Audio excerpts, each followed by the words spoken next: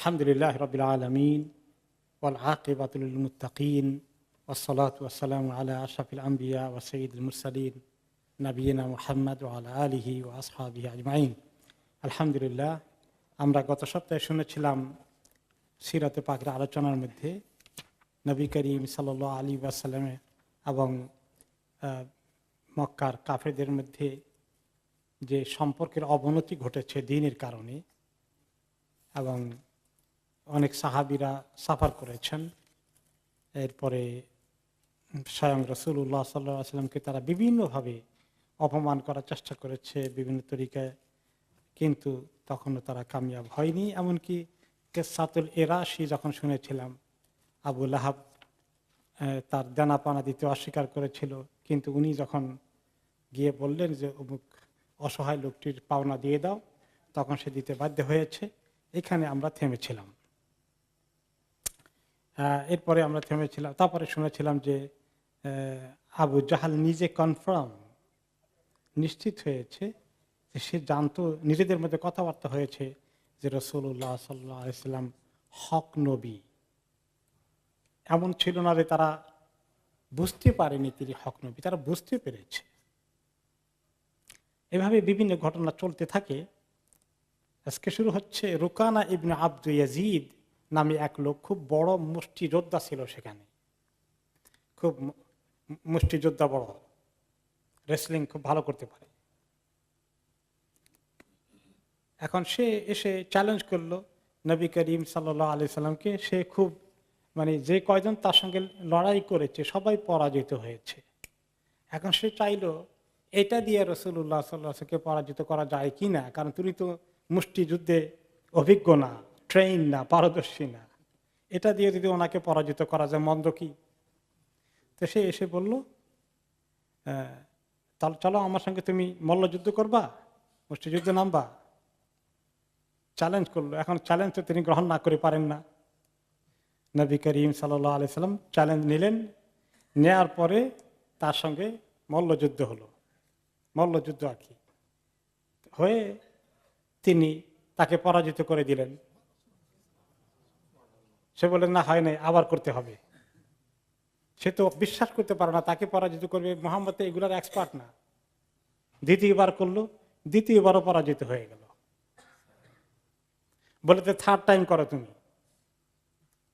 সে নিজেকে বিশ্বাস করতে পারছে না, সে কিভাবে পরাজিত হয়ে গেল। থার্ড টাইম করলো। তারপরে থার্ড টাইমে যখন পরাজিত হয়ে গেল, তখন সে বুঝতে পারলো এই লোক কোনো সাধারণ মানুষ না। তখন সে বলল, ইয়া মুহাম্মদ মা ওয়াদাআ যাহরি আলাল আরদি আহাদুন ক্বাবলাক। মুহাম্মদ, এই পর্যন্ত যতজনে আমার সঙ্গে মল্লযুদ্ধ করেছে, আমার এই পিঠকে জমিনে কেউ শোয়াই দিতে পারে নাই, আমাকে কেউ পরাজিত করতে পারেনি। ওয়া মা কানা আহাদুন আবগাদা ইলাইয়া মিনকা। তো এবং তুমি আমার কাছে পৃথিবীর মধ্যে সবচেয়ে ঘৃণিত একটা লোক ছিলে।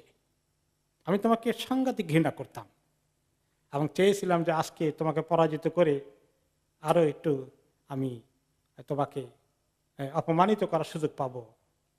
কিন্তু আমি বুঝতে পেরেছি তুমি পরাজিত হওয়ার না। ওয়া আনা আশহাদু আল্লা ইলাহা ইল্লাল্লাহ ওয়া আন্নাকা রাসূলুল্লাহ। আমি সাক্ষ্য দিচ্ছি তুমি আল্লাহ ছাড়া কোনো মাবুদ নাই, তুমি হচ্ছ আল্লাহ তাআলার রাসূল। কালিমা পড়ে ফেললো, কারণ সে বুঝতে পেরেছে এই লোক স্বাভাবিক লোক নন, তার পিছনে এক মহাশক্তি আছেন আল্লাহ রাব্বুল আলামিন। তিনি বুঝতে পেরেছেন। ফাকামা আনহু রাসূলুল্লাহ সাল্লাল্লাহু আলাইহি ওয়াসাল্লাম ওয়া রাদ্দা আলাইহি গানামা। আর সে চ্যালেঞ্জ করেছিল যে একটা ছাগলের পাল আছে, ছাগলের পাল দিয়ে তুমি যদি পরাজিত করতে পারো আমাকে, এই ছাগলের পাল তোমাকে দিয়ে দেব। কিন্তু রাসূলুল্লাহ সাল্লাল্লাহু আলাইহি ওয়াসাল্লাম তাকে পরাজিত করলেন আর বললেন, তোমার ছাগলের পালের আমার দরকার নেই, এটাও নিয়ে যাও।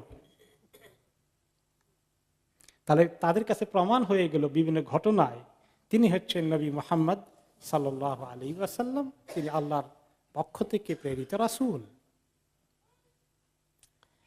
এরপরে এখন মক্কার কুরাইশরা চিন্তায় পড়ে গেল কি করা যায়, কোনটা দিয়ে তাকে থামানো যায়। তার কথা শুনলেই তো সবাই মুগ্ধ হয়ে যায়, তার দাওয়াত কবুল করে ফেলে, কিভাবে তাকে আটকানো যায়। তখন তারা লোকজনকে পাঠালো, যে ইহুদিদের কাছে জিজ্ঞেস করে আসো, তারা তো আরেক নবীর উম্মত, যে কিভাবে আমরা তাকে আটকাতে পারি কোন প্রশ্ন করলে। তখন তারা উত্তর দিল যে একটা প্রশ্ন উত্তর দিতে পারবে না, সেটা হলো রূহ সম্পর্কে জিজ্ঞাসা করতে বলো। রূহ কি জিনিস? ওয়ায়াসআলুনাকা আনির রূহ কুলির রূহু মিন আমরি রাব্বি ওয়া মা উতীতুম মিনাল ইলমি ইল্লা কালিলা। তারা জিজ্ঞেস করলো রূহ কি? তখন তিনি জবাব দিলেন, বা আল্লাহর পক্ষ থেকে জবাব আসলো, আপনাকে জিজ্ঞেস করে রূহ কি জিনিস। আপনাকে তারা জিজ্ঞেস করে রূহ কি জিনিস, রূহের বিষয়টা কি। আপনি বলে দিন রূহ হচ্ছে আমার রবের একটি হুকুম, তার হুকুমে আসে মায়ের পেটে, আবার যখন মৃত্যুর সময় হয়ে যায় রূহ তখন আবার চলে যায়। বাস, এই বিষয়ে আর কিছু জানতে চাও? ওমা উতীতুম মিনাল ইলমি ইল্লা কালিলা। তোমাদেরকে তো জ্ঞান অতি সামান্যই দেওয়া হয়েছে, রূহের জ্ঞান অর্জন করার ক্ষমতা তোমাদের নেই। তা আল্লাহ তাআলা দিন, আল্লাহ তাআলা নিয়ে যান, পারছে না। এর চেয়ে বেশি জ্ঞান রূহ সম্পর্কে জানা তোমাদের পক্ষে সম্ভব হবে না। এটি হচ্ছে সূরা আল ইসরার 85 নম্বর আয়াত। তো আবার ইহুদিদের কাছে যখন এই জবাব দেওয়া হয়ে গেল যে মুহাম্মদ এই জবাব দিয়েছে, তখন তারা বলল লাম নু'তা মিনাল ইলমি নাহনু ইল্লা কালিলান। আমাদেরকে কমই জ্ঞান দেওয়া হয়েছে, তার মানে আমাদের কাছে এটা জবাব নেই। তবে আমাদের কাছে আরেকটা জিনিস আছে, ওয়াকাদ উতিনা তাওরাহ, আমাদেরকে তাওরাত দেওয়া হয়েছে। ওমা ইউতা তাওরাত ফাকাদ উতিয়া খায়রান কাসীরা। এই তাওরাতের জ্ঞান যাদের কাছে আছে তাদেরকে অনেক কল্যাণ দেওয়া হয়েছে, তারা একটু দাওয়াতি কাজের সুযোগ নিল আর কি। তখন তো নবী করিম সাল্লাল্লাহু আলাইহি ওয়াসাল্লামের কাছে কেবল কিছু কিছু ওহী আসে, কোরআন তো পরিপূর্ণভাবে এভাবে আসেনি। তখন তারা বলে যে এই সমস্ত তার নতুন ওহীর দরকার নাই, আমাদের কাছে একদম কমপ্লিট ওহী আছে, কিতাব আছে, তাওরাত আছে, সেটার মধ্যে অনেক জ্ঞান আছে, তোমাদের যদি কিছু জানতে হয় তাহলে এখানেই আসা। ওনাকে জিজ্ঞেস করলে দেখছো না উত্তর দিতে পারে নাই। কোন কোন ঘটনায় আসছে এটা ছিল মাদানী জিন্দেগির ঘটনা, কিন্তু কোন কোন রেওয়ায়েতে বলেছে এটা মাক্কি জীবনের ঘটনা ছিল। এখন তাদের থাকলো যে তারা কোরআন যেন কেউ শুনতে না পারে তার জন্য তারা বুদ্ধি করলো, আগে করেছে এখন আবার করছে। তখন তারা বলল যে দেখো এই কোরআন যেন সে তেলাওয়াত যখন করে, নামাজ পড়ে, কাউকে শুনাইতে চায়, তখন তোমরা বিভিন্ন রকম হট্টগোল করবা, হাততালি দিবা, তারপরে এমনভাবে চিৎকার করবা, শোরগোল করবা যাতে করে তার কোরআন অন্য কেউ শুনতে না পায়। আর খবরদার কেউ শুনবা না নিজে। সেই কথা এসছে সূরা ফুসসিলাতের 26 নম্বর আয়াতে, وقال الذين كفروا لا تسمعوا لهذا القرآن والغوا فيه لعلكم تغلبون। তারা বলল যে খবরদার তোমরা কেউ এই কোরআন শুনতে যেও না, কখনো নিজেকে শোনার জন্য অ্যালাউ করো না, আর গন্ডগোল করতে থাকো, শোরগোল পাকাতে থাকো, লাআল্লাকুম তাগলিবুন, আশা করা যায় এভাবে তোমরা তাকে পরাজিত করবে। তোমরা পরাজিত হবে না, কিন্তু যদি কোরআন শান্তিমতো শোনার কাজ হতে থাকে তাহলে কিন্তু সর্বনাশ হয়ে যায়। এখন কোন কোন মুসলিম দেশে কোরআনের কথা আলোচনা সহজে করা যায়? খবরদার, কোন জায়গায় কোরআনের তাফসীর হচ্ছে কিনা থামাই দিতে হবে। কোরআনের কথা কোনো জায়গায় আলোচনা হচ্ছে কিনা, ইসলামের কথা ঠিক মতো বলা হচ্ছে কিনা। তো তাহলে কাফেরদের থেকে মুসলমানদের দূরত্ব কত বেশি থাকলো, আফসোসের বিষয়। এইভাবে তারা কোরআনের বিরোধিতা করছে, কিন্তু আবার চুপে চুপে তাদের শোনার প্রচেষ্টাও আছে। তারা কেউ কেউ অন্যদেরকে থামায় কিন্তু নিজে চুপ করে শুনতে চায়, দেখি বলে কি কি জিনিস লোকদেরকে এত আকর্ষণ করে। এই বিষয়ে আপনারা ঐতিহাসিক ঘটনা জানেন যে তাদের মধ্যে যারা লিডাররা তো কিছু বুঝে, তাদের তো মোটামুটি ভালোই জ্ঞানের দিক থেকে, অর্থাৎ দুনিয়াবী দিক থেকে জ্ঞানের তো কমতি থাকে না, অন্যদের তুলনায় তারা বুদ্ধিমান চালাক বেশি হয়।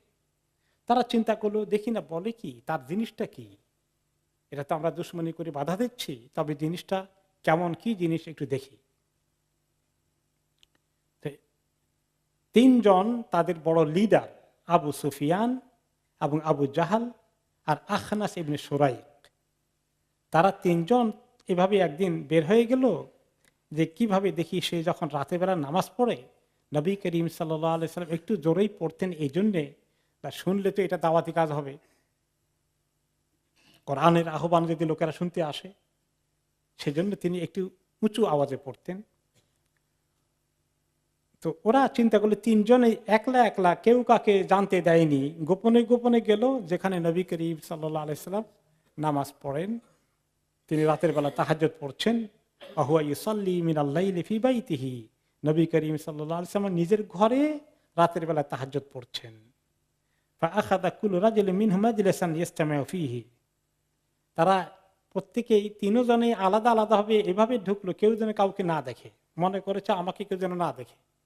তিনজনই গিয়েছে, তিনজনের মাথায় এই যে তাকে কেউ দেখে না, কিন্তু আসলে তিনজনই শুনলো। শুনতে শুনতে অনেকক্ষণ শুনলো, এবং উনি কোন সময় পড়েন তাহাজ্জুদের নামাজ, শেষ রাতের দিকে। তারা শেষ রাতেই গিয়েছে, কারণ ওই সময় অন্য কেউ দেখবে না তাদেরকে, এই টাইমটা তারা বেছে নিল। এরপরে যখন ফজরের সময় ঘনিয়ে আসছে, রাসূলুল্লাহ সাল্লাল্লাহু আলাইহি ওয়াসাল্লাম নামাজ তাহাজ্জুদ শেষ হয়ে গেছে, এখন তারা চলে আসছে। চলে আসার সময় ফাজামাহুমুত তারিক, রাস্তার মধ্যে তিনজনে দেখা হয়ে গেল। এই কোথায় গেছিল রাত্রে? এখন তো মুচকি হাসি দিয়ে দেখা তিনজনই ধরা পড়ে গেছে। এখন নিজেরাই কিছুটা লজ্জিত হয়ে গেল। তারপরে একে অপরের সঙ্গে মজবুত করে আবার ঐক্যবদ্ধ হলো। লা তাউদু ফালাউ রাআকুম বা'দু সুফাহাইকুম লা আওকাতুম ফি নাফসিহি শাইআন, খবরদার এই কাজ কিন্তু ভাই আর করা যাবে না, সাবধানে থেকো। কেউ যদি দেখে ফেলে, আমাদের সাধারণ পাবলিক যাদেরকে আমরা এই কোরআন থেকে দূরে রেখেছি, তারা যদি দেখে যে আমরা চুপে চুপে কোরআন শুনি, তাহলে তো সর্বনাশ হয়ে যাবে, আমরা তো ফেল করে ফেলবো। এই ব্যাপারে অপপ্রচার চলবে এবং লোকেরা তখন বলবে আমাদেরকে বাধা দাও, তোমরা শোনো, আমরা শুনবো। এখন তখন কি করবা? খবরদার এই কাজ আর করো না, আমরা এটা কেউ করা ঠিক হবে না। তাই চলে গেল তারা। এখন দ্বিতীয় দিবসে তারা চিন্তা করলো যে আজকে বোধহয় আর কেউ আসবে না, আমি একলাই যাই, ওই দুইজন তো আর আসবে না। সেই দুইজনের একই চিন্তা, সবাই চিন্তা করে আজকে আমি একলাই যাই, ওই দুইজন আর আসবে না, যেহেতু কালকে মজবুত কথাবার্তা হয়েছে। তো একই ঘটনা আবার তারা শোনার পরে দেখা গেল যে যখন নবী করিম সাল্লাল্লাহু আলাইহি সাল্লাম তাহাজ্জুদ শেষ করেছেন, সূর্যের আলো বা ফজরের আলো এসেছে, উঁকি মারছে, তখন তারা আবার বেরিয়ে আসে, দেখে যে তিনজনের সঙ্গে তিনজনের দেখা হয়ে গেল। তখন তারা বলল যে এটা তো করা ঠিক হবে না, আমরা মনে হয় আসলে ভুল করছি, তোমরা এটা বন্ধ করো। এভাবে করে থার্ড নাইটও আবার ঘটলো, তৃতীয় রাতে একই ঘটনা ঘটলো যে তারা তিনজনই প্রতিজ্ঞা করলো আসবে না, কিন্তু তিনজনেই এসেছে। প্রত্যেকে মনে করে বাকি দুইজন আসবে না, বোধহয় আজকে অন্তত তিন নম্বর রাত্রে আমি যাই, আমি একলা যাব। এরপরে তারা তিনজনে আবার যখন দেখা হয়ে গেল, একে অপরকে ভৎসনা করলো, নিজেও খুব লজ্জিত হলো। এরপরে বলে এই কাজ কিন্তু খবরদার করা যাবে না, এটা আমরা থামাতেই হবে। আমরা একলা একলা চিন্তা করি, দেখা গেল যে তিনজনেই এসেছি, সর্বনাশ হয়ে যাচ্ছে। তৃতীয় দিন তো চলে গেল সবাই। সকালবেলা ওই আখনাস ইবনে সুরাইক, তার হাতে লাঠি ভর করে হাঁটতো, একটু মুরব্বী কিসিমের মানুষ, সে আসলো আবু সুফিয়ানের কাছে তার বাড়িতে। এখন বলে যে আজ 3 দিন তো আমরা চুপি চুপি একই কাজ করলাম, আমার একটা প্রশ্ন তোমার কাছে আবু সুফিয়ান, তুমি তো আমাদের অন্যতম লিডার, অনেক জ্ঞানী মানুষ। আখবিরনি ইয়া আবা হানজালা আন রাইকা ফিমা সামি'তা মিন মুহাম্মদ, তুমি মুহাম্মদ থেকে কি শুনলা এই 3 রাতে? তোমার ইমপ্রেশন কি, তোমার ধারণা কি, বলো তো দেখি, জেনুইন কথা বলো আমাকে। فقال يا أبا ثعلبة والله لقد سمعت أشياء أعرفها وأعرف ما يراد بها وسمعت أشياء ما عرفت معناها ولا ما يراد بها। এখন আবু সুফিয়ান একটা গোজামিলের উত্তর দিচ্ছে যে আল্লাহর কসম শুনলাম এমন কিছু কিছু কিছু জিনিস তো মনে হয় যেন জানি বুঝি, ওগুলার দ্বারা কি বোঝানো হয়েছে মোটামুটি বুঝলাম, কিছু জিনিস জানিও না, বুঝি না, কি বোঝানো হয়েছে তাও বুঝলাম না। গোজামিলের কথা না, মানে স্বীকার করতে চায় না যে দারুণ জিনিস শুনেছি। 3 রাত নিজেকে থামাইতে পারিনি, স্বীকার করবে না? আখনাস বলল ওয়াল্লাযী হালাফতু বিহি কাযালিক, ওকে, তো আমারও একই অবস্থা। তারপরে সে কি করলো, হাত্তা আতা আবু জাহাল, আখনাস এবার আবু জাহালের কাছে আসলো, দেখি তার অবস্থা কি। আবু জাহালের ঘরে এসে বলল যে ইয়া আবুল হাকাম, তাকে তো তখন তারা টাইটেল দিয়েছে আবুল হাকাম, তার নাম যদিও ওমর ছিল, কিন্তু তাকে তারা টাইটেল দিয়েছিল আবুল হাকাম, মানে অনেক জ্ঞানী ব্যক্তি। আর তাকে ইসলামের পক্ষ থেকে উপহার দেওয়া হয়েছে কি, আবু জাহাল, উল্টা মূর্খ তার পিতা, তার মানে সে মোটেই জ্ঞানী নয়, সে মূর্খ। আবুল হাকাম, মা রায়ুকা ফিমা সামি'তা মিন মুহাম্মদ, তোমার অভিমত কি তুমি মুহাম্মদ থেকে যা শুনলা গত 3 রাত্রে? আবু জাহাল বলল, মাযা সামি'তা, কি শুনলাম? তানাজানা নাহনু ওয়া বানু আবদি মানাফ আশ-শারাফ, আমরা হলাম বনু উমাইয়া আর সে হলো বনু আবদি মান্নাফ। এই যে আমাদের 2 কবিলার মধ্যে একটা কম্পিটিশন আছে, কে কোন পজিশন, হাই পজিশন, লিডারশিপ দখল করবে, এই বহুদিন থেকে আমাদের মধ্যে একটা কম্পিটিশন শুরু হয়েছে। আতআমু ফাআতআমনা, হাজীদেরকে যখন হজের সময় হয় তারাও হাজীদেরকে খাওয়ায়, আমরাও খাওয়াই, তাদের সঙ্গে কম্পিটিশন চলে আমাদের, কে বেশি লিডারশিপ পজিশনে আসতে পারে। ওয়াহামালু ফাহামালনা, কেউ কাউকে অন্যদেরকে মানে গরিব দুস্থ অসহায়দেরকে যদি উঠে সওয়ার করতে হয় মক্কা মিনা মুজদালিফা আরাফাতে ঘুরাইতে, সেখানে আমরা তাদেরকে উঠাই আমাদের ঘোড়াটা দিয়ে বা আমাদের উট দিয়ে, এভাবে আমরা হেল্প করি লোকদেরকে, তারাও করে আমরাও করি। ও আতু ফাআতাইনা, তারাও মাঝে মধ্যে দান খরচ করে অনেক লোকদেরকে, আমরাও দান খয়রাত করি। এইভাবে করে একটা কম্পিটিশন চলছে যে ওয়ালাইকুম আসসালাম, কারা এই সমাজের নেতৃত্ব দেবে, সব দিক থেকে সবার কাছে গ্রহণযোগ্য হবে, এমন একটা কম্পিটিশনে আমরা আছি। হাত্তা ইদা তাহাদাইনা আলা রাখবে, আমরা যখন একদম কম্পিটিশনে মানে নেক টু নেক আছি, নেক টু নেক একদম বরাবর, কেউ কাউকে পিছনে ফেলতে পারি না, এমন একটা কম্পিটিশনের মধ্যে আছি নেতৃত্বের পর্যায়ে। এখন হঠাৎ করে তারা তাদের বনি আব্দুল মান্নাফ মানে বনু হাশিমের লোকেরা বলছে মিন্না নবিয়্যুন ইয়াতিহিল ওয়াহয়ু মিনাস সামা, এখন তাদের কবিলার থেকে একজন উঠে বললো যে আমাদের মধ্যে নবী আসে আকাশ থেকে, তার কাছে ওহী আসে। এখন তো তারা 1 ডিগ্রি উপরে চলে গেল আমাদের কাছ থেকে। ফামাতা নুদরিকু মিসলা হাদিহি, এখন এই নবুয়ত তো আমরা জোগাড় করতে পারবো না, তাহলে তো আমরা পিছনে পড়ে যাব ক্ষমতার এই লড়াইয়ের মধ্যে। আল্লাহু লা নুমিনু বিহি আবাদান ওয়ালা নুসাদ্দিকুহু, আল্লাহর কসম কখনো তার প্রতি আমি ঈমান আনবো না, কখনো তার কথা বিশ্বাস করতে দেব না। অতঃপর আখনাস চলে গেল, তাকে কথা এখানে শেষ। তাহলে কি বোঝা গেল, এই আবু জাহাল চিনতে পেরেছে, কিন্তু সে মনে করেছে যে তার নেতৃত্বটা চলে যাবে।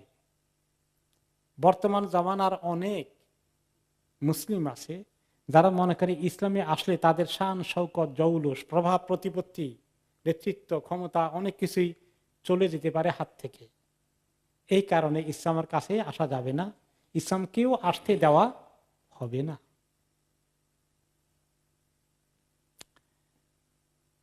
ওকে, একদিন দেখা হলো এই জার্নির মধ্যে, এই অবস্থায় একদিন দেখা হয়ে গেল রাসূলুল্লাহ সাল্লাল্লাহু আলাইহি ওয়াসাল্লামের সঙ্গে।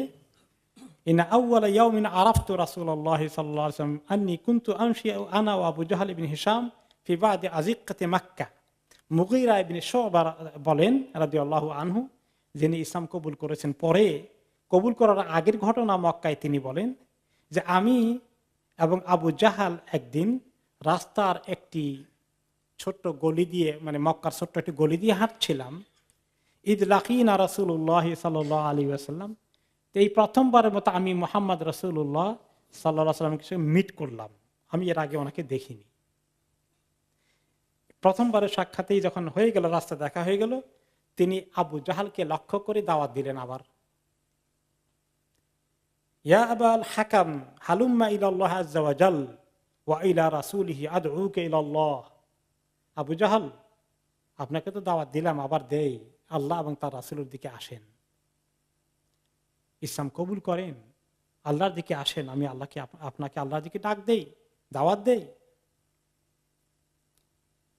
এই কথা শোনার পরে আবু জাহলের মন্তব্য কি, ইয়া মুহাম্মদ হাল আনতা মুনতাহিন আন সাব্বি আলিহাতিনা, মুহাম্মদ আমাদের এই মূর্তিগুলোকে গালিগালাজ করা কি তুমি বন্ধ করবা?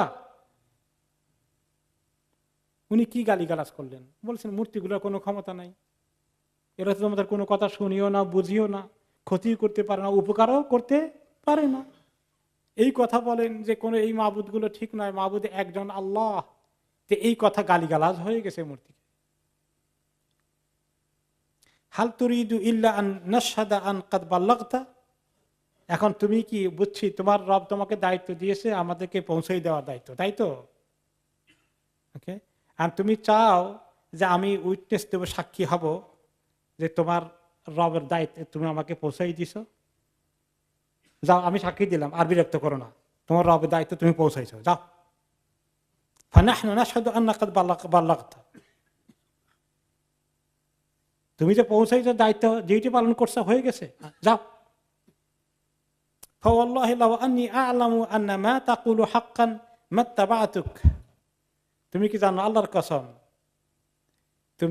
আমি যদি জানিও যে তুমি হক জিনিস নিয়ে আসছো, তারপরেও তোমার রাস্তা অনুসরণ করব না। কি চাও তুমি আমার কাছে? ফানসারাফা রাসূলুল্লাহ সাল্লাল্লাহু আলাইহি ওয়াসাল্লাম, নবী করিম সাল্লাল্লাহু আলাইহি ওয়াসাল্লাম আর কথা বাড়ালেন না। এই জাহেলের সঙ্গে কি বাড়াবেন? তার নামটা যে আবু জাহাল, ঠিক মতো হয়েছে না? সুবহানাল্লাহ। ওয়া আকবালা আলাইয়া আবু জাহাল, এখন যে সাহাবী, তখন তিনি মুসলিম হননি, মুগীরা ইবনে শুবা, যিনি এই কাহিনী বর্ণনা করেছেন, তিনি বলেন যখন নবী মুহাম্মদ সাল্লাল্লাহু আলাইহি ওয়াসাল্লাম চলে গেলেন, আবু জাহাল আমার সঙ্গে কি বললেন, ফাওয়াল্লাহি ইন্নী লা আ'লামু আন্না মা ইয়াকুল হক, শুনছো, আমি ভালো করে জানি সে যা কিছু বলে সব হক কথা, সে হক নবী, আমি জানি এটা। ওয়ালাকিন বনি কুসাই ক্বালু ফীনাল হিজাবা, কিন্তু বনি কুসাই অর্থাৎ এই মুহাম্মদ সাল্লাল্লাহু আলাইহি ওয়াসাল্লামের পূর্বপুরুষের ওই কবিলার সিলসিলা ধরে বলছে, তারা হেজাবা, তারা বিভিন্ন রকমের নেতৃত্ব, এগুলো সব কিছু নিল, এই যে আমরা সব কিছুতে ভাগাভাগি করে নিলাম, মক্কা শাসন করছি। এখন তাদের মধ্যে চলে আসলো যে মিন্না নবিয়ুন, তাদের মধ্যে নবী এসে গেছে, এখন নবী তো একটা আমরা বানাইতে পারবো না।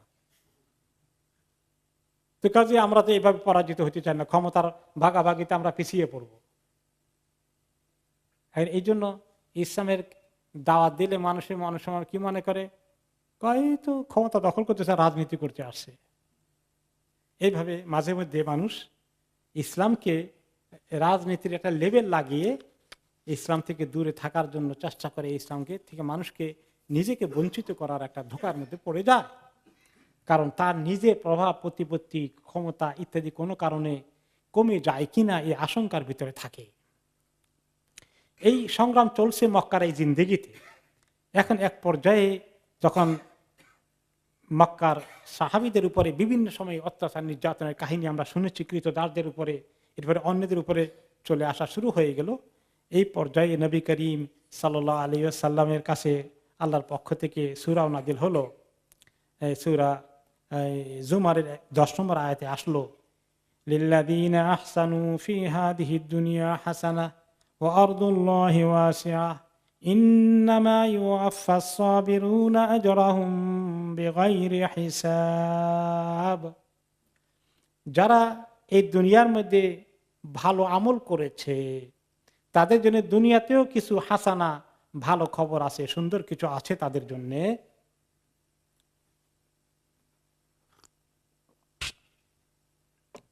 আর ওয়া আরদুল্লাহি ওয়াসিআ, আল্লাহর জমিনটি অত্যন্ত প্রশস্ত।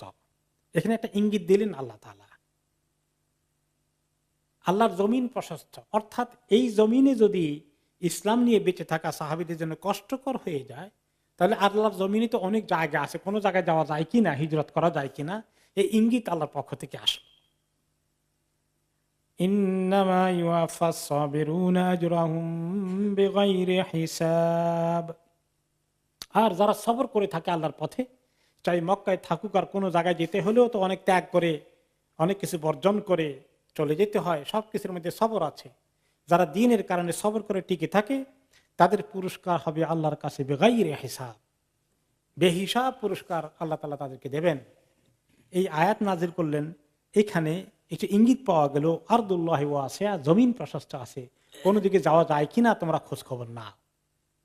এই আয়াত নাজির হওয়ার পরে নবী করিম সাল্লাল্লাহু আলাইহি ওয়াসাল্লাম যখন টের পেলেন যে আল্লাহ তাআলা কোনো দিকে হিজরতের একটা ইঙ্গিত দিচ্ছেন সাহাবীদেরকে, তখন তিনি একদিন বললেন, এবং তিনি দেখলেন সাহাবীদের উপরে অনেক কষ্ট হচ্ছে, নির্যাতন কিভাবে হচ্ছে অনেকের উপরে।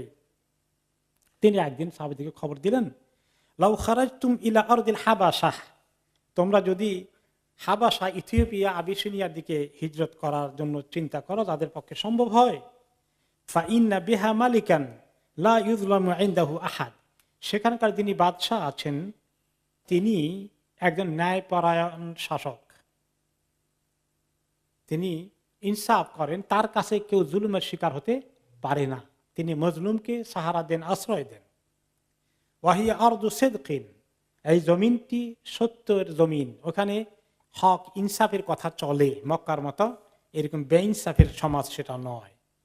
হাত্তা ইয়াজআল আল্লাহু লাকুম ফারজান মিম্মা আনতুম ফীহি, সেখানে গিয়ে হয়তোবা তোমাদের কিছুদিন একটু নিরাপত্তা হতে পারে, নিরাপদে থাকতে পারো কিছুদিন, আল্লাহ রাব্বুল আলামিন তোমাদের জন্য একটু হয়তো সেখানে ইজিলি দিন চর্চা করার সুযোগ দেবেন। এই কথা শোনার পরে সাহাবারা কয়েকজনের সিদ্ধান্ত নিলেন তারা হিজরত করে আবিসিনিয়া যাবেন। কারণ এখানে বসে থাকলে তাদের জন্য যে ফিতনা অত্যাচার হয়, তারা নির্যাতন সহ্য করছেন, কিন্তু তাদের ভয় হলো নির্যাতন বাড়িয়ে দিলে একসময় যদি হয় যে দিন ছেড়ে দাও তাহলে তোমাকে আর অত্যাচার করব না, এই ভয়ে অস্থির হয়ে কষ্টে কোন সময় আবার আমাদের দিন থেকে সরে আসে কিনা, তাদের কথা মেনে ফেলে কিনা, এই ভয়ে অনেকে হিজরত করার চিন্তা করলেন। আর তাহলে নবী করিম সাল্লাল্লাহু আলাইহি ওয়াসাল্লামের নবুয়তের ৫ম বৎসরে প্রায় একটি গ্রুপ রেডি হয়ে গেলেন হিজরত করার জন্য রজব মাসে। নবুয়তের হওয়ার ৫ম বৎসরে রজব মাসে ১১ জন পুরুষ এবং ৪ জন মহিলা, মোট কয়জন, ১৫ জনের একটি দল, একটি কাফেলা হিজরত করার জন্য হাবাসার দিকে রওনা হয়ে গেলেন। তাদের মধ্যে ছিলেন আমাদের নবী করিম সাল্লাল্লাহু আলাইহি ওয়াসাল্লামের জামাতা ওসমান ইবনে আফফান রাদিয়াল্লাহু আনহু, ওনার সঙ্গে ওনার বিবি নবী করিম সাল্লাল্লাহু আলাইহি ওয়াসাল্লামের মেয়ে রুকাইয়া রাদিয়াল্লাহু আনহা ছিলেন। উনি সহ মোট ১১ জন পুরুষ আর ৪ জন মহিলা, ১৫ জনের কাফেলা রওনা হয়ে গেল আবিসিনিয়ার দিকে। বাকিদের নাম হচ্ছে আবু হুযায়ফা ইবনে উতবা, জুবাইর ইবনে আওয়াম, মুসআব ইবনে উমাইর, আব্দুর রহমান ইবনে আউফ, আবু সালামা ইবনে আব্দুল আসাদ, ওসমান ইবনে মাদউন, আমির ইবনে রাবিয়া, আবু সাবরা, সুহাইল ইবনে বাইদা, আবু হাতিব। আর ৪ জন মহিলার একজন তো রুকাইয়া, বাকি ৩ জন হচ্ছেন সাহালা বিনতু সুহাইল, তিনি আবু হুযায়ফার স্ত্রী, এবং তিনি হিজরত করার পরে ওনার ওখানে তিনি প্রেগনেন্ট অবস্থা ছিলেন, হিজরত অবস্থা, সেখানে সন্তান জন্মদান করেন, তার নাম রেখেছিলেন মুহাম্মদ ইবনে আবি হুযায়ফা। অপর মহিলা হচ্ছেন উম্মু সালামা বিনতু আবি উমাইয়া, এরপরে লাইলা বিনতু আবু হাসমা। এই কয়েকজন মোট ১৫ জনের দল যখন রওনা করে দিলেন, তাদের মধ্যে একজনকে তিনি আমির নির্বাচিত করে দিলেন। তিনি হচ্ছেন ওসমান ইবনে মাদউন রাদিয়াল্লাহু আনহু, ওনার জামাতাকে আমির বানান নাই। আরেক ওসমান ইবনে মাদউন সাহাবী, তিনি আরো একটু সিনিয়র দায়িত্বশীল হিসাবে ওনাকে নিযুক্ত করে দিলেন। ওনারা কিভাবে হিজরত করলেন? রাতের বেলায়, গভীর রাতে অন্ধকারে ওনারা লুকিয়ে লুকিয়ে হিজরত করতে গিয়েছেন, কারণ যদি দিনের বেলায় যান তাহলে হিজরত করতে দেবে না। কয়েকজন হেঁটে গিয়েছিলেন আর ২-১ জনের সওয়ারি ছিল। এরপরে ওনারা যখন গিয়ে পৌঁছলেন জেদ্দার কাছাকাছি, ওই সময় জেদ্দা আরব সাগরের এই তীরে জেদ্দা, ওই তীরে হলো আবিসিনিয়া। ব্যবসা বাণিজ্যের কিছু জাহাজ আসা যাওয়া করতো, তো ওনারা মোটামুটি সামান্য কিছু পয়সা করে দিয়ে ওনারা হাবাসায় পৌঁছে গেলেন, আবিসিনিয়াতে। ওনারা রওনা করার পরে পরেই তারা খবর পেয়েছে মক্কার কোরাইশগঞ্জে ১৫ জনের কাফেলা তো পালিয়ে যাচ্ছে, এদিকে ধরতে হবে।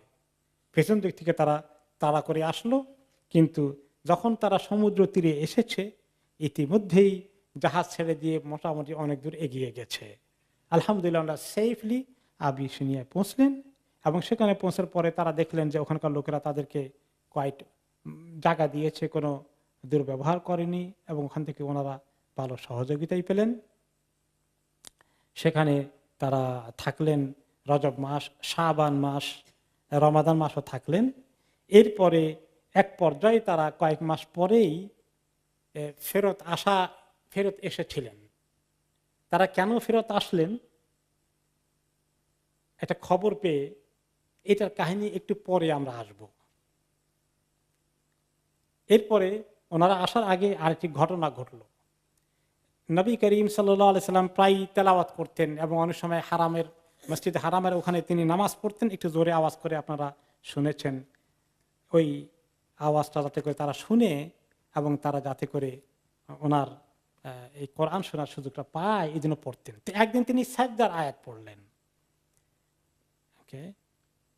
সেখানে সেই আয়াতটা হচ্ছে সূরা আন-নাজমের 19 থেকে 20 নম্বর আয়াতে। ওখানে আছে, আফারাআইতুমুল লাতা ওয়াল উজ্জা ওয়া মানাতা আস-সালিসাতাল উখরা। তোমরা কি শুনতে পেয়েছ, তোমরা কি দেখেছ লাত এবং উজ্জা তাদের যে মাবুদগুলো আছে এগুলোর নাম নিয়ে আল্লাহ তাআলা বলেছেন। ওয়া মানাতা আস-সালিসাতাল উখরা, আর 3 নম্বর যে মানাত নামে তাদের মাবুদ আছে আরেকটা, এইগুলা কি শুনেছ? এগুলার তো কিছুই নাই, এগুলার তো কোনো মানে মাবুদ হওয়ার উপযুক্ত নয়। এই লাইনের যখন আয়াতগুলো আসলো, এরপরেই সাজদার আয়াতটা চলে আসলো এবং এই সাজদার আয়াত শোনার পরে নবী করিম সাল্লাল্লাহু আলাইহি সাল্লাম সেজদা করে ফেললেন। ওনার সেজদা দেখে ওখানে যা ছিল কাফের মুশরিক সবগুলো সেজদা করলো। তারা কেন সেজদা করলো বুঝতে পারে নাই। আল্লাহ তাআলা মানে মিরাকল, মুআজিজার মতো করালেন যে উনি সেজদা করছেন, যে আল্লাহ সেজদার আয়াত ওখানে দিয়েছেন। এর আগে দিয়ে তাদের মূর্তিগুলো যে এগুলো বেকার, এগুলো কোনো মাবুদ না, কোনো কাজের জিনিস না, বরঞ্চ আল্লাহ রাব্বুল আলামিন তার সেজদার আয়াত আছে, সেই আয়াতটাকে তিনি পড়েছিলেন এবং সেজদা করলেন। সেটা হচ্ছে আসলে আয়াত সে 3টা ছিল।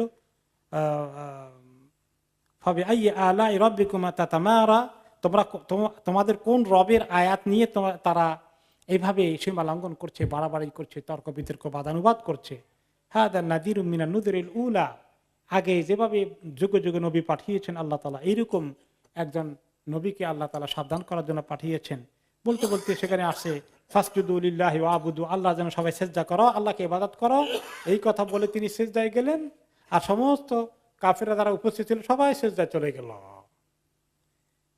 এখন এই যে সেজদায় চলে গেল, এই খবর আবার রাষ্ট্র হয়ে গেল। তো যারা ওখানে ছিল না, এই খবর পেয়ে তারা দৌড়ে আসলো, কাফের মুশরিক যারা ছিল, এই তোমরা কি জন্য সেজদা করলাম মুহাম্মদের সাথে সাথে? এখন তো তারা তো টের পেলেন যে কেন যে করলাম, বুঝিয়ে তো না কেন করলাম। এখন তারা বলে সর্বনাশ, এটা তো খবর হয়ে যাবে চতুর্দিকে যে তাহলে মুহাম্মদের ধর্মের এমন প্রভাব যে সবাই সেজদা করতে বাধ্য হয়ে গেছে, তোমরা একটা কাহিনী বানাও। এখন আমাদেরকে এই যে এটা ছড়িয়ে পড়বে, এটার মোকাবেলায় একটা মিথ্যা ঘটনা তৈরি করে মিডিয়ার মধ্যে ছাড়তে হবে।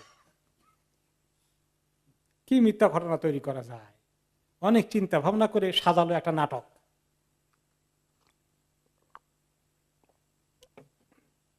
সেটা হলো যে তোমরা এটা অ্যাড করে দাও, মুহাম্মদ যখন পড়েছে আফারাআইতুমুল লাতা ওয়াল উজ্জা ওয়া মানাতা আস-সালিসাতাল উখরা, তোমরা কি দেখেছো লাত এবং উজ্জা এবং তৃতীয় আরেকটি মূর্তি মাবুদ তাদের যেটা আছে মানাত, এইটা। এরপরে তারা নিজেরা একটা আয়াত যোগ করে দিল, নিজেরা বানালো। সেটা কি? তিলকাল গারানিকুল উলা ওয়া ইন্না শাফাআতুহুন্না লা তুরতাজা, বানাই ফেললো। এগুলা হচ্ছে অনেক উঁচু মানের মাবুদের গোষ্ঠী।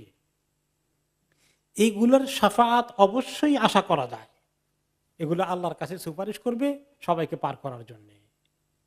এইগুলা যখন এই আয়াত যখন মুহাম্মদ তেলাওয়াত করেছে, আমাদের মাবুদকে তার মাবুদের সঙ্গে অ্যাড করে দিয়েছে এবং এদের সুপারিশ কবুল হয় বলে মুহাম্মদ নিজে স্টেটমেন্ট দিয়েছে তার ওহীর মাধ্যমে। খালাস, এখন তো মুহাম্মদের মধ্যে আমাদের মধ্যে আর পার্থক্য নাই। সেও যার যে মাবুদের পূজা করে আমরা সে একই মাবুদের পূজারী হয়ে গেলাম, অসুবিধা কি? এই জন্য আমরা সিজদা করেছিলাম। মিথ্যা বানোয়ার খবর প্রচার করে দিল। মিথ্যা বানোয়ার খবর এই জমানায় কেমন পাওয়া যায়? সুবহানাল্লাহ। একটা ঘটনা ঘটলো আর পট করে দৌড় দিয়ে দিল কার কাছে? আরেকজনের কাছে। একজন নিরপরাধ লোককে ধরে গল্প নাটক সাজায় এবং তাকে ক্রিমিনাল হিসেবে সাব্যস্ত করে ফেলে। একজন সাধারণ মানুষকে ধরে নিয়ে তার বাড়ির কাছে কিছু একটা অস্ত্র রেখে দেয়, বলে তার কাছে অস্ত্র সহ পাওয়া গেছে। এরকম কত ঘটনা বিভিন্ন দেশে হচ্ছে। তো এই ঘটনাটা তারা একটা প্রচার করে দিল। প্রচার করে দেওয়ার পরে এই খবর চলে গেল ইয়ের কাছে, আবিসিনিয়া চলে গেল। আবিসিনিয়া যাওয়ার পরে তখন তারা চিন্তা করলো যে আচ্ছা, মক্কা লোকদের সঙ্গে মোহাম্মদ সাল্লাল্লাহু আলাইহি ওয়াসাল্লামের এগ্রিমেন্ট হয়ে গেছে, সন্ধি হয়ে গেছে। মক্কা লোকেরা মোটামুটি ইসলামকে বোধহয় অ্যাকসেপ্ট করে ফেলেছে, তারা সেজদাও করেছে। এই ভুয়া খবর পেয়ে বা এরাই হয়তো ওই খবর পাস করে দিল, ওনারা চলে আসলেন। ওনারা কিভাবে আসলেন?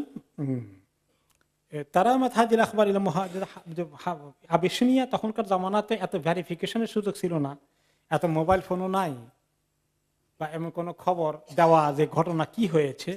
ওনারা কিছু একটা সামান্য শুনলেন, ওনারা শ্বাস পর্যন্ত চিন্তা করলেন যে আমরা তাহলে চলে যাই, মক্কা মোটামুটি নিরাপদ হয়ে গেছে, তারা কম্প্রোমাইজ করে ফেলেছে, আমাদের বোধহয় এখন আর অসুবিধা হবে না, আমরা চলে যাই। মক্কা চলে আসলেন। ওকে, আসার পরে কিন্তু তারা যেই ইয়ে করলেন, সাগর পাড়ি দিয়ে এই পারে উঠলেন, তখন কিছু খবর পেয়ে গেলেন। খবর মনে হয় যেভাবে শুনছি ওই রকম না, এখন কি করা যায়?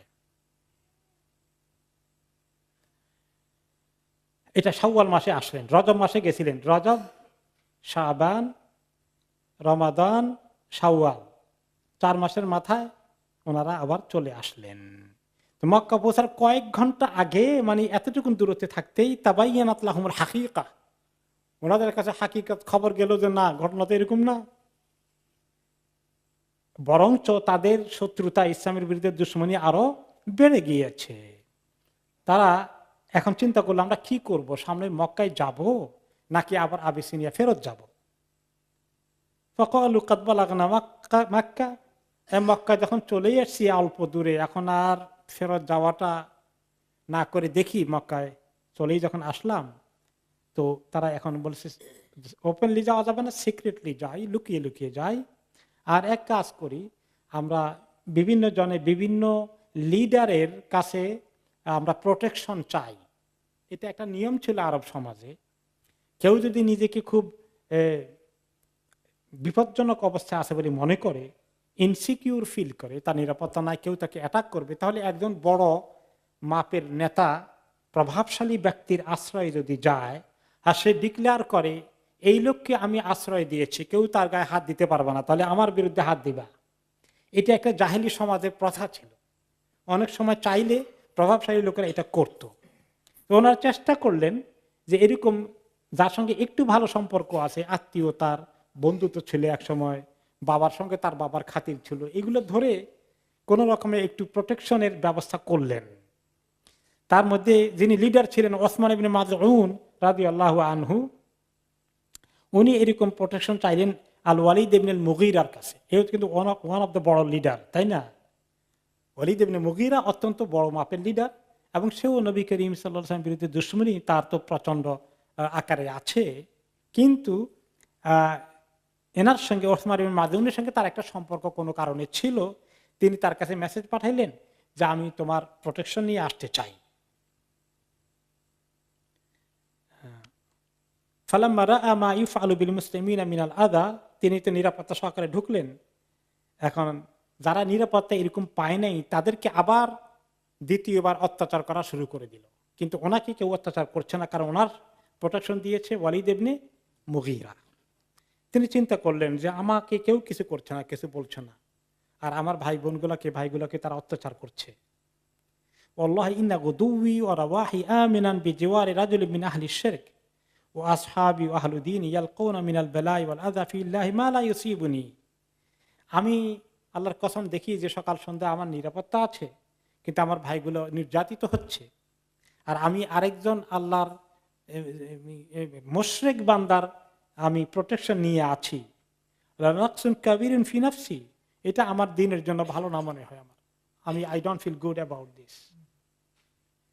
আমি এই অবস্থা মেনে নেওয়া আমার দিনের কম্প্রোমাইজ হচ্ছে মনে হয়। আমি আল্লাহর দিনকে ধরে আসি আর মুশরিক আমাকে প্রোটেকশন দিচ্ছে। I can't accept that.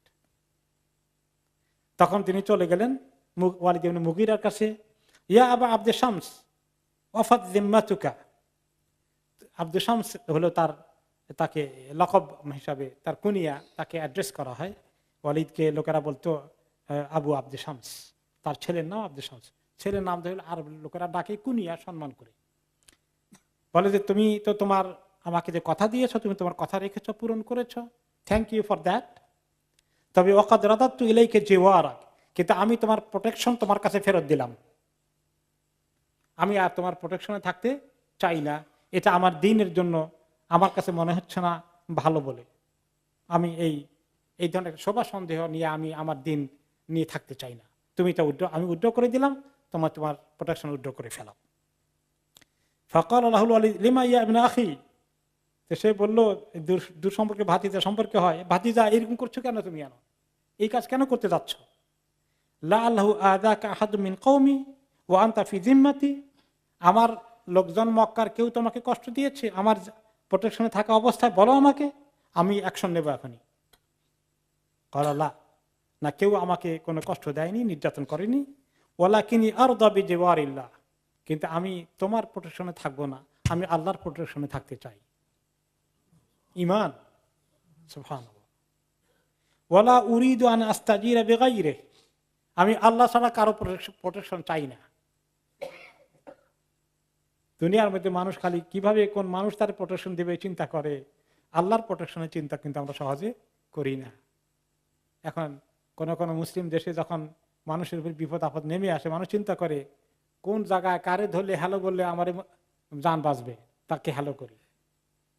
কারে টাকা পয়সা ঘুষকি পরিমাণ দিলে জানটা বাঁচবে কোনো রকমে। এখন জান বাঁচানোর জন্য তো এগুলো করা যায় আছে, জাস্ট অ্যাগ্রি, নো প্রবলেম। কিন্তু আল্লাহর দিকে আমাদের মনটা যাবে কিনা, আল্লাহর দিকে আল্লাহর কথা মনে পড়ে কিনা, যে আল্লাহর প্রোটেকশনটা হচ্ছে সবচেয়ে জরুরি। শুধু মাখলুকের উপরে যদি রিলাই করে ফেলি তাহলে তো মুশকিল আছে।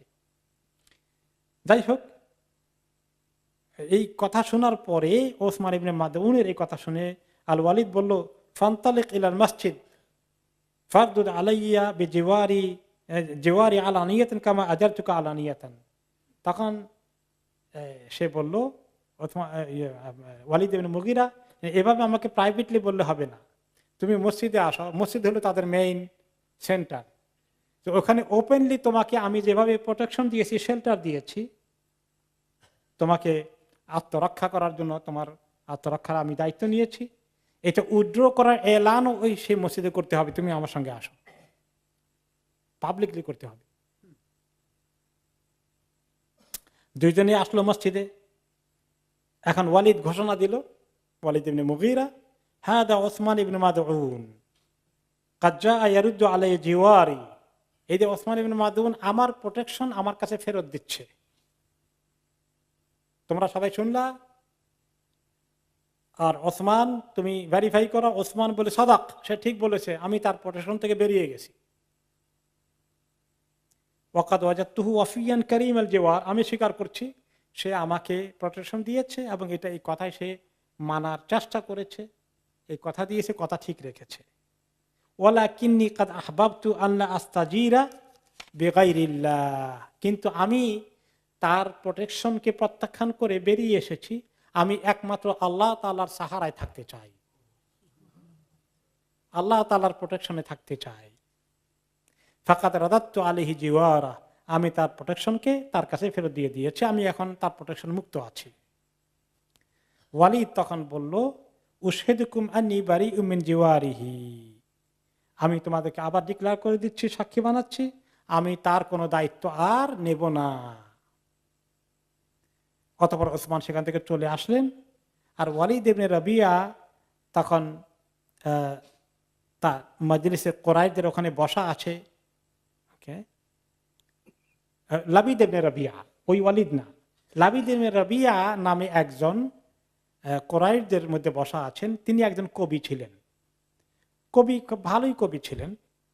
পরে তিনি ইসলাম কবুল করেছেন, কিন্তু ইসলাম কবুল করার আগে তিনিও আল্লাহ সম্পর্কে কিছু চিন্তা করেছেন, কিন্তু এত ভালো করে নয়, কিছুটা ছিল। তো ওই ওনাদের কথাবার্তার শেষ হয়ে গেল। এই সময় লাবিদ ইবনে রাবিয়া কোরাইশদের সমাবেশের মধ্যে একটা কবিতা পড়ছে। কবিতার প্রথম লাইন ছিল, আলা কুল্লু শাইইন মা খালাল্লাহ বাতিলু, প্রত্যেকটি জিনিস আল্লাহ ছাড়া যা কিছু আছে সব বাতিল। এটা তো হক কথা, ইসলামের কথা। এই কথা নবী করিম সাল্লাল্লাহু আলাইহি ওয়াসাল্লাম পছন্দ করেছেন, যে লাবিদ এই কথাটা খুব সাংঘাতিক ভালো কথা বলেছে। অবশ্য পরে লাবিদ ইসলাম কবুল করেছেন অনেক পরের কথা। তখন যখন এই কথা বলেন ওই মজলিসে, তখনও তিনি মুসলিম না। তো ওই প্রথম লাইন বলার পরে ফাকালা ওসমান সাদাক্তা, ওসমান বলেন সুন্দর কথা বলেছেন, রাইট কথা বলেছেন, আল্লাহ ছাড়া যা কিছু সব বাতিল। এখন দ্বিতীয় লাইন পড়ছে লাবিদ, ওয়াকুল্লু নাঈমিন লা মাহালাতা যাইলু, আর যত নিয়ামত আছে কোনোটাই কোনোদিন চিরস্থায়ী হয়ে টিকে থাকবে না। সব নিয়ামতের একদিন সমাপ্তি আছে, একদিন শেষ হয়ে যাবে।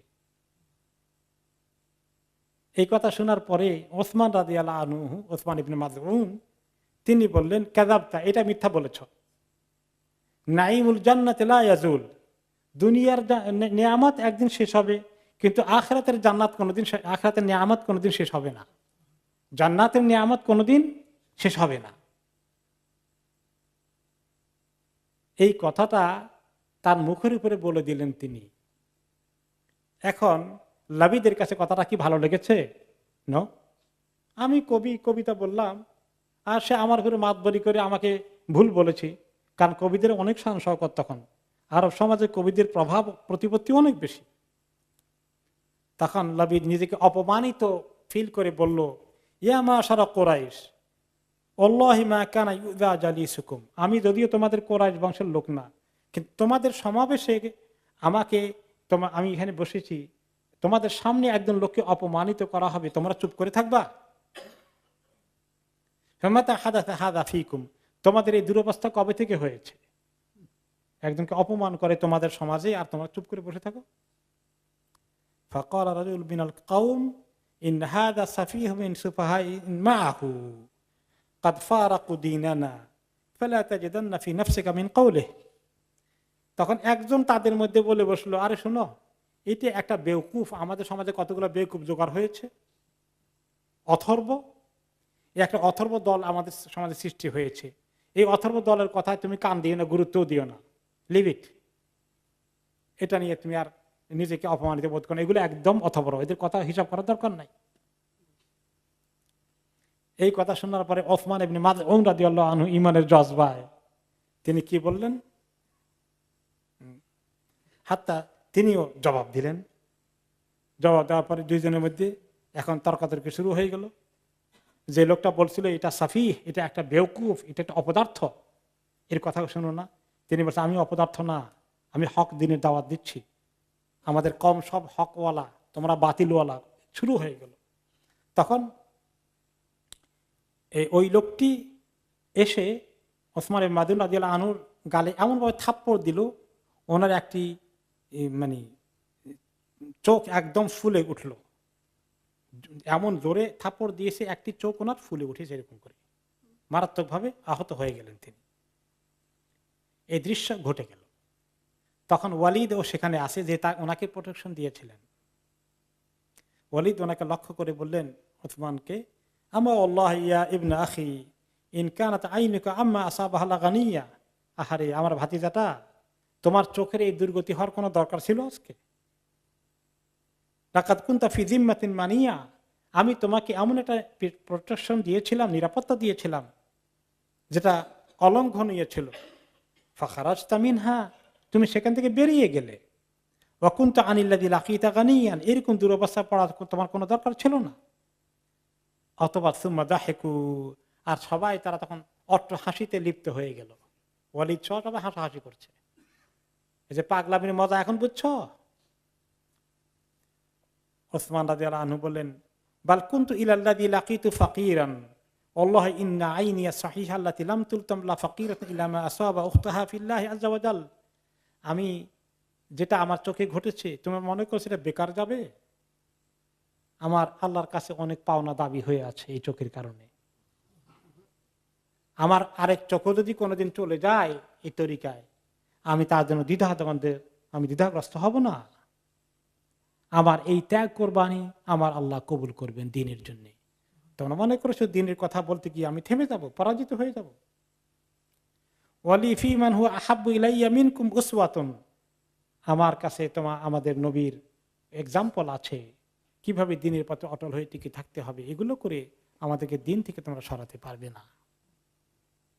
ওয়া ইন্নী ওয়াল্লাহি লা ফি জিওয়ারি মান হুয়া আ'আজ্জু মিনকা, আমি তোমাদের চেয়ে, হে ওয়ালি, তোমার চেয়ে আরো সম্মানিত এক সত্তার প্রোটেকশন আমি এখনো আছি ইনশাআল্লাহ।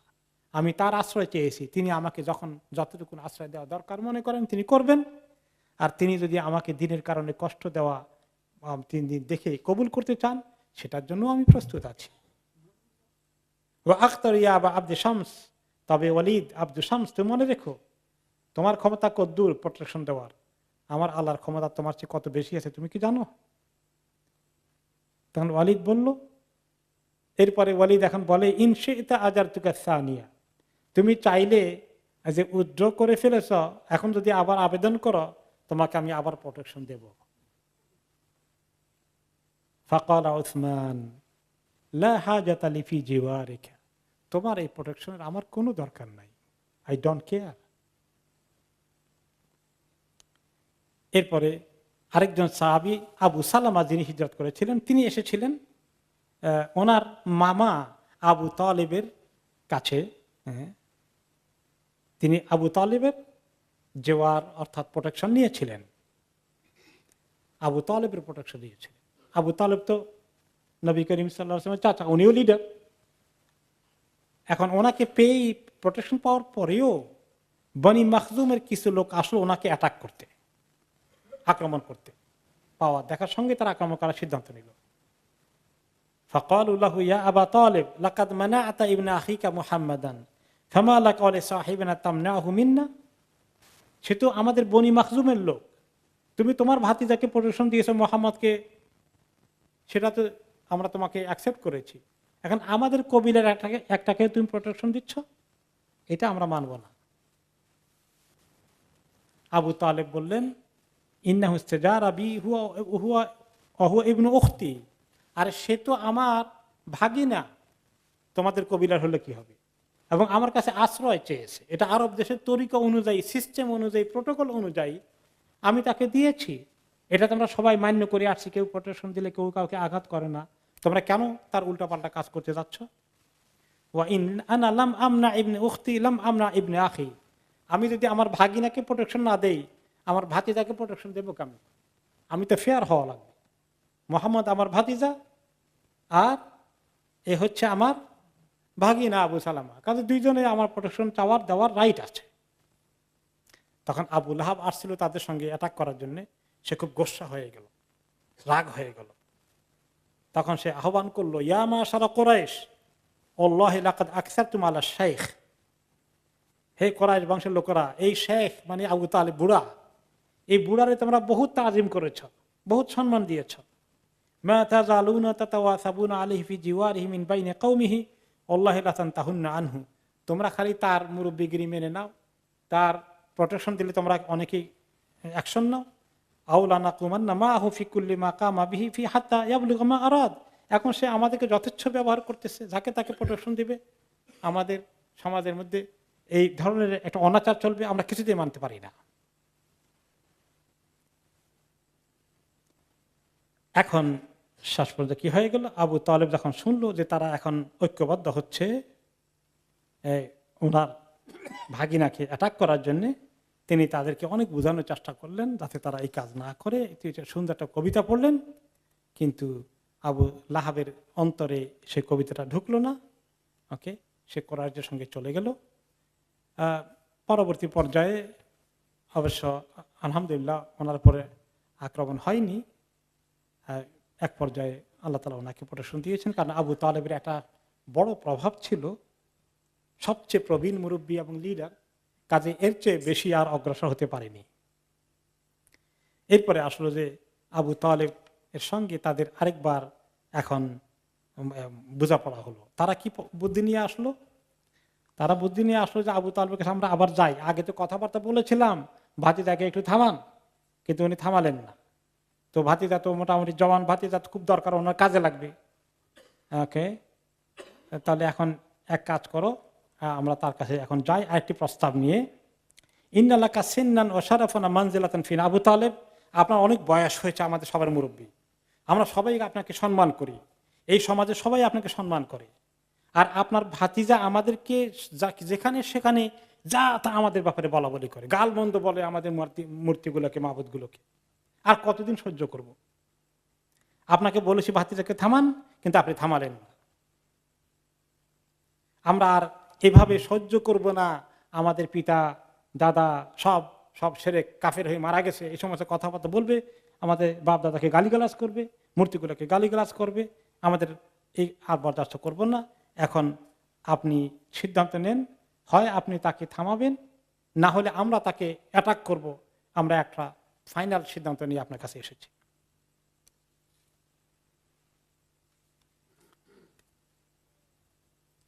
এই কথা শোনার পরে আবু তালেব বলে, আমাকে সুযোগ দাও একটু দেখি। তার ছেলে একজনকে পাঠালেন মুহাম্মদ সাল্লাল্লাহু আলাইহি ওয়াসাল্লামের কাছে। উনি আসলেন, এসে বললেন, ইয়া ইবনে আখি ইন্না কওমাকা কাদ জাউনি, ভাতিজা শোনো, আমার কাছে আসলো এই তোমার জ্ঞাতিগোষ্ঠীর, মানে আমাদের জ্ঞাতিগোষ্ঠীর সবাই এই আবদার নিয়ে এই ধরনের একটা বিষয় নিয়ে আলাপ করলো। ফাজাআমু আন্নাকা তুযীহিম ফি নাদিহিম, তারা বলল যে তুমি নাকি তাদের বিভিন্ন মজলিসে গিয়ে তাদের মূর্তি, তাদের মাবুদগুলো, তাদের বাপদাদার ব্যাপারে যা তা কথাবার্তা বলা বলি করো। ওকে, এখন তুমি এই অবস্থায় কতদিন চালাবা, আর আমি কতদিন তোমাকে প্রোটেকশন দেব? আর আমি তো একটা শান্তিপূর্ণ সমাজে বসবাস করতে চাই, এই ফিতনা ফাসাদ করে লাভ কি? বাবা তুমি এই কাজটা আমার মনে হয় আর না করাই ভালো। ওয়ালা তুহাম্মিলনি মিনাল আমরি মা লা উতিক, আমি তো আর পারছি না বাবা, আর কত প্রেশার নেব আমি? দেখো না তারা কিভাবে আমাকে সম্মান করে, বারবারে আসে, এখন আমি তো মনে হয় তাদেরকে আর থামাইতে পারবো না, তারা ফিজিক্যালি অ্যাটাক করে ফেলবে। তা আমাকে এর চেয়ে বেশি বোঝা দিব না আর মোহাম্মদ। এখন চাচার এই কথা উনি ফেলেন কেমনে? কিন্তু উনি কি ফেলতে পারে? উনি চাচার কথা কি মানতে পারবেন? রাসূলুল্লাহ সাল্লাল্লাহু আলাইহি সাল্লাম নিজের চেহারাকে আসমানের দিকে তাকালেন, এভাবে করে দেখলেন, আর বললেন, তারাও না হাদিহি শামস,